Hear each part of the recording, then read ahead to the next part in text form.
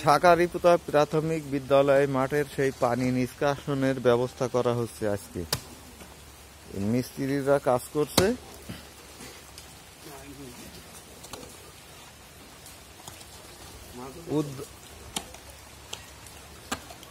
কাশেম এবং স্থানীয় কিছু যুব কমিটির মাধ্যমে এই পানি নিষ্কাশনের ব্যবস্থা করা হচ্ছে। এই যে গাইস দেখছেন আছে, এটা চেম্বার হবে, এখানে পানি এসে পড়বে, তারপরে এই চেম্বার থেকে পাইপের মাধ্যমে পানি চলে যাবে পিছনে পুকুরে। আমি সেই পুকুরটাও আপনাদের দেখাই।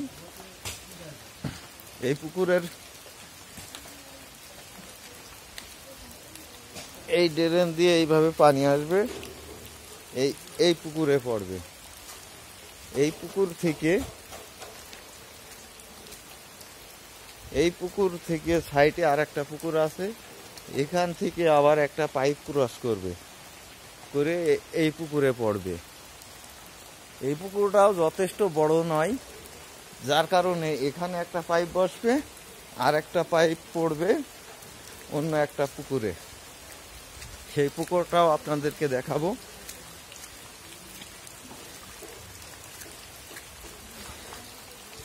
সেই পুকুরটা হলো ওই যে মোড়ল টি স্টোরের প্রোপ্রাইটার কাশেম মোড়ল দাঁড়িয়ে আছে উদ্যোগে। তিনি মফিজুর মিস্ত্রি পানের দোকানদার। এই পুকুরটাই পড়বে, এইখান থেকে সংযোগ করে এই পানি এই পুকুরে পড়বে।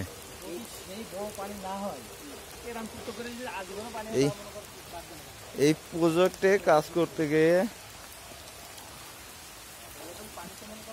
12 থেকে 15,000 টাকা খরচ আছে। আর এটা সব